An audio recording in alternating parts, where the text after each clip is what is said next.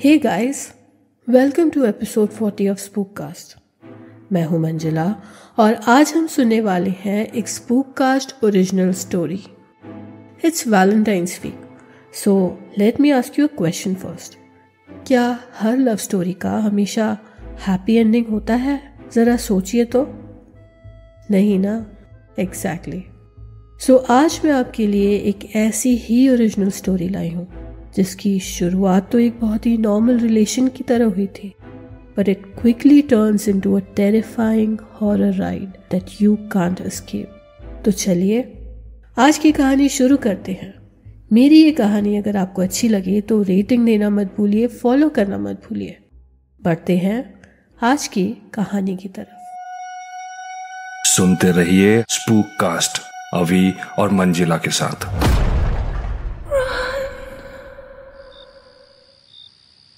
आयशा काफ़ी गहरी नींद में थी जब उसकी आंखें खुली। उसकी नज़रें बेडसाइड टेबल पर रखी घड़ी पर पड़ी। रात के 3:11 बज रहे थे। पिछले 4 दिनों से रोज़ हर रात ठीक 3:11 को उसकी नींद खुल जाती थी, पर उठने पर उसे नींद टूटने का कोई कारण नहीं दिखता था। कमरा वैसा ही रहता, अंधेरा सा, विंडोज से मुंबई की हल्की स्ट्रीट लाइट्स अंदर आते हुए, और बगल में पारस बेसुध नींद में। बस उसे कुछ जलने की बदबू आती, एक तेज बदबू रोज़। पर आज कुछ अलग था। जैसे ही उसकी नींद खुली, उसे वो जलने की बदबू के साथ साथ अपने पीछे से एक अजीब सी आवाज़ सुनाई दी।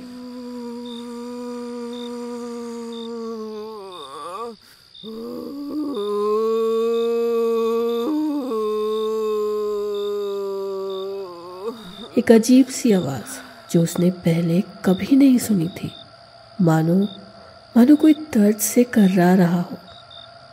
आयशा की पीठ पारस की तरफ थी। उसने सोचा कि शायद पारस के गले से नींद में कोई आवाज़ निकल रही हो, तो वो तुरंत पीछे मुड़ी पारस को देखने के लिए। पर उसे अपने ठीक ऊपर जो दिखा, उसे देखकर उसकी चीख गले में ही अटक गई। बेड के ऊपर एक काली जली हुई औरत का शरीर तैर रहा था, जिसका मुंह आयशा की तरफ था, बस कुछ इंच ऊपर। उस औरत की स्किन बुरी तरह जली हुई थी। जगह जगह से मांस जलकर पिघला हुआ था। मांस पिघलने की वजह से शरीर कहीं से काला, कहीं से गुलाबी रंग का दिख रहा था, और एक बेहद गंदी बदबू आ रही थी उस औरत से, जले हुए चमड़े की। उसके होंठ गलकर नीचे चिपक गए थे और उसके आधे जले हुए काले काले दांत दिख रहे थे। उसकी आंखें काली थी क्योंकि उसकी आंखें गल चुकी थी, मानो वहाँ गहरे काले गड्ढे हो। उसके गले से एक ऐसी आवाज़ आ रही थी जिसे सुनकर आयशा थर थर काँप रही थी। वही आवाज़ जिसे सुनकर उसकी आज नींद खुली थी। वो औरत अब धीरे धीरे आयशा के पास आती जा रही थी, इतने पास कि उसके लटक रहे लंबे लंबे बालों से आयशा का मुंह दोनों तरफ से ढक चुका था। उसका चेहरा अब उस औरत के चेहरे को लगभग छूने लगा था। आयशा का दम घुटने लगा। वो चीखना चाहती थी, पारस को नींद से जगाना चाहती थी, पर उसका गला बिल्कुल सूख चुका था और वो एक आवाज़ भी नहीं कर पा रही थी। उस औरत ने अब अपने जले हुए हाथ से उसका गला दबाना शुरू किया। आयशा छटपटाने लगी। उसकी सांसें उखड़ रही थी। उस औरत के जले हुए हाथ से उसके गले पर कुछ खुरदुरा और पिलपिला सा चिपक रहा था, शायद उसका गला हुआ मांस। पर इससे पहले कि वो कुछ और करती, आयशा के गले से एक चीख निकली और वो उठकर बैठ गई। उसने धीरे धीरे अपनी आंखें खोली। वो औरत अब वहां नहीं थी। उसकी चीख सुन पारस एकदम से उठा। आयशा, आयशा, आयशा क्या हुआ? कुछ बोलो आयशा, हुआ क्या? कोई सपना देखा क्या तुमने? आयशा। पर आयशा डर से कांप रही थी। कमरे में अब वो औरत नहीं थी, पर उसे अब भी वो जले हुए चमड़े की दुर्गंध आ रही थी। तो क्या उसने जो देखा वो सपना था पर ये दुर्गंध अभी भी कैसे आ रही थी?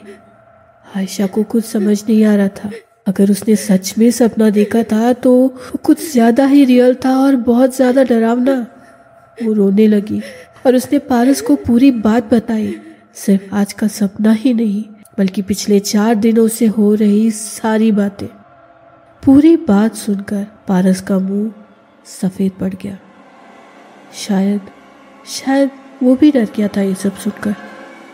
उसने उसे गेस्ट बेडरूम में चलकर सोने को कहा और ये भी कहा कि वो घर पर फोन कर सब कुछ बताएगा और फिर वो दोनों डिसाइड करेंगे कि आगे क्या करना है। आयशा और पारस दोनों मुंबई के एक मॉडर्न कपल थे। वो दोनों कॉलेज के टाइम से डेट कर रहे थे और फाइनली 2 साल के बाद उन दोनों ने शादी कर ली। दोनों एक दूसरे से बहुत ज्यादा प्यार करते थे। पारस सोलापुर डिस्ट्रिक्ट के एक गांव में पैदा हुआ था।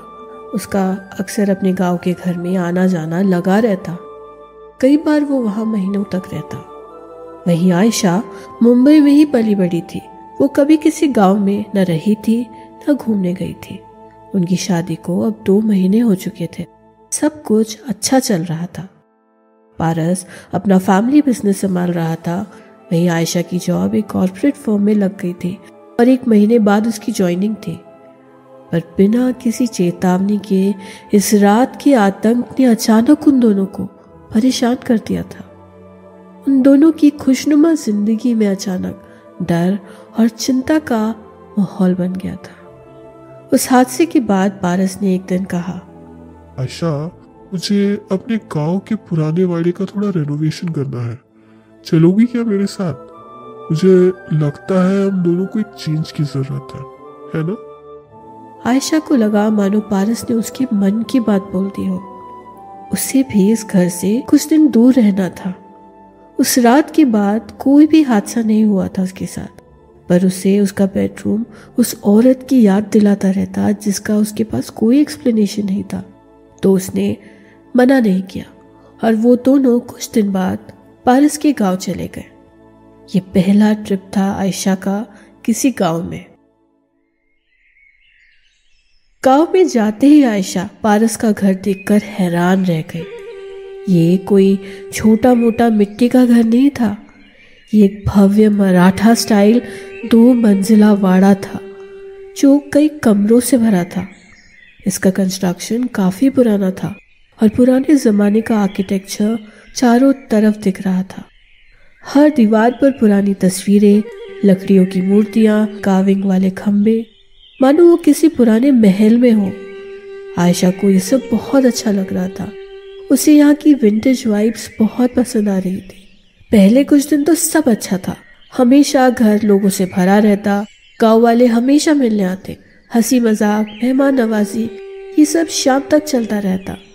पर जैसे जैसे कुछ दिन बीतते गए, धीरे धीरे लोग कम होते गए और चीजें बदलने लगी।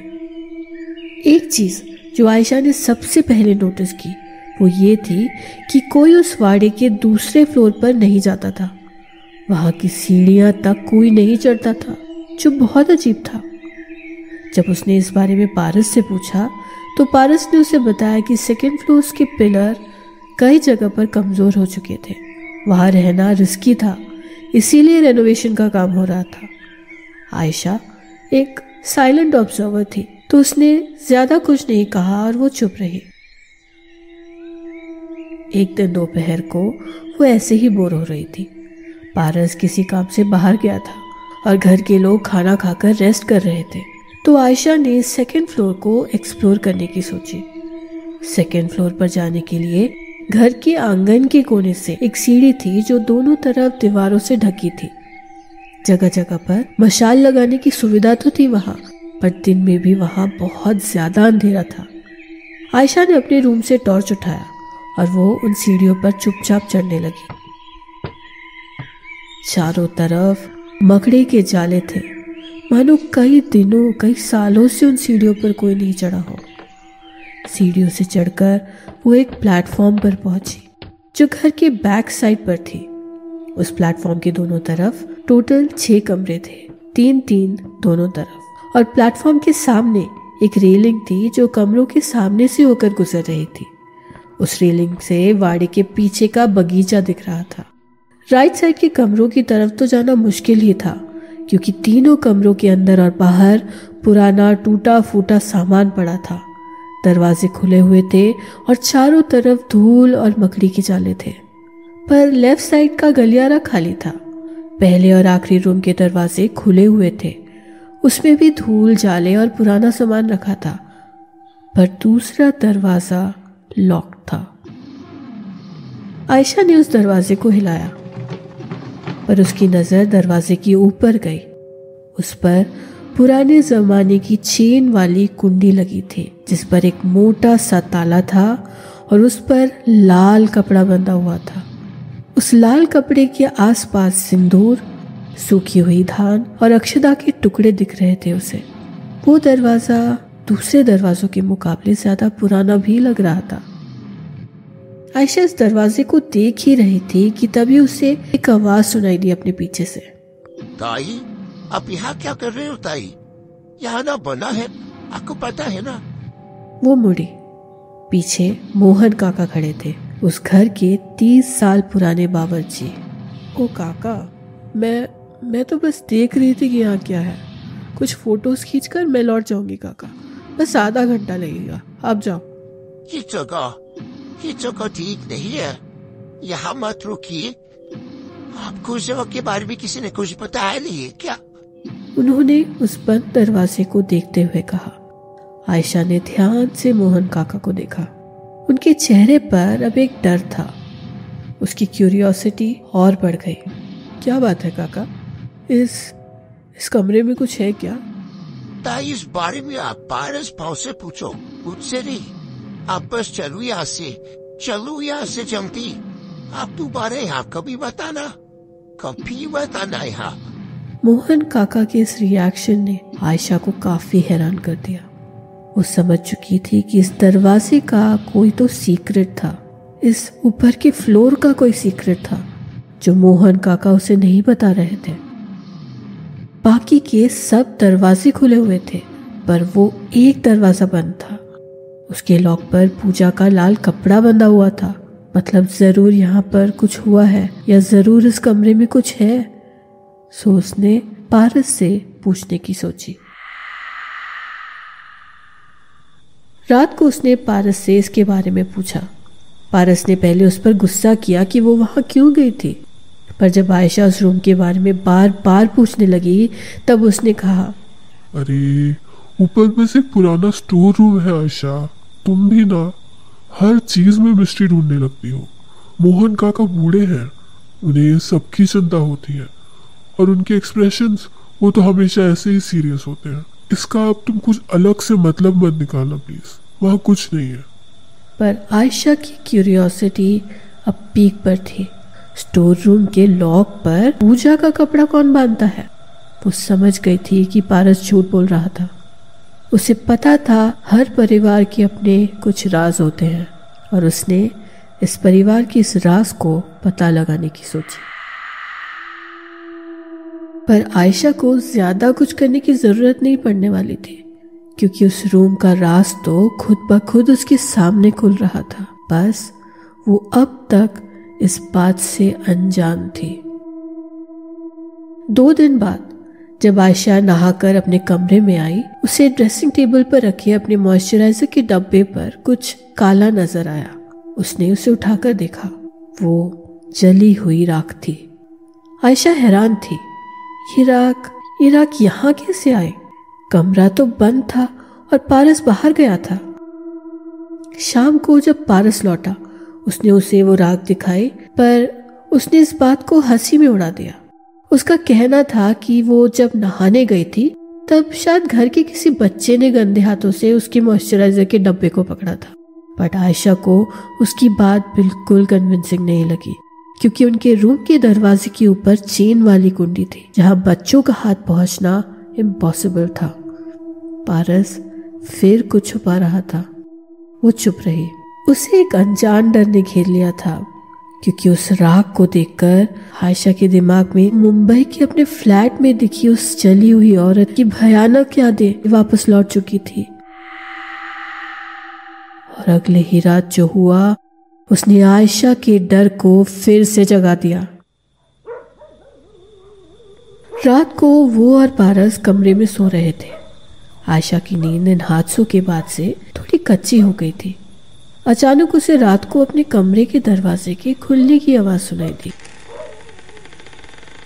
उसने आंखें नहीं खोली और वो पलटकर सो गई। उसकी पीठ दरवाजे की तरफ थी।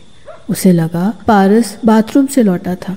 उसे पारस की धीरे धीरे अंदर आने की आवाज सुनाई दी, पर वो अपने बेड साइड की तरफ नहीं गया।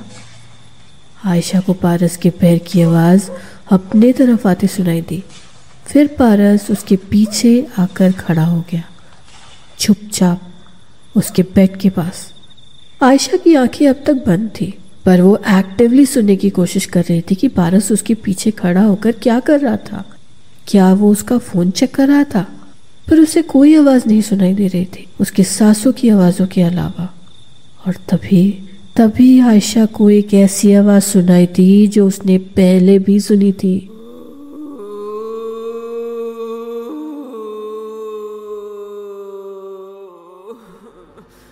जैसे ही आयशा को समझ आया वो आवाज किसकी थी, वो एक झटके से उठी और जो उसने देखा उसने उसे और भी डरा दिया, क्योंकि पारस उसके पीछे नहीं, उसके साइड में था, गहरी नींद में। तो फिर उसके पीछे कौन खड़ा था इतनी देर से? आयशा डर से कांपने लगी। उसने लाइट ऑन की।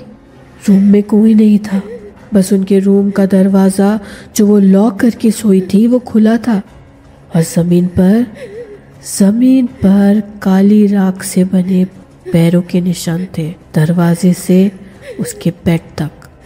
ये देखकर आयशा के गले से एक चित्कार निकल गई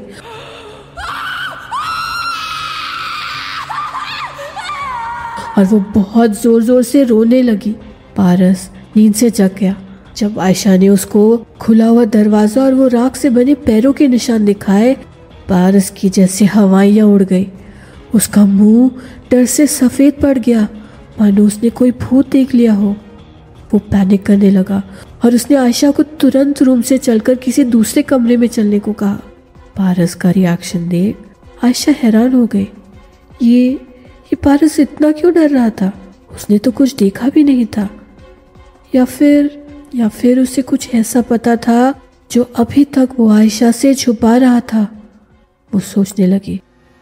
जब वो दोनों कमरे से निकले तब पारस के 1000 मना करने के बावजूद आयशा ने उन पैरों के निशानों का पीछा किया और उसने देखा कि वो पैरों के निशान दूसरी मंजिल की सीढ़ियों पर जाकर मिल रहे थे।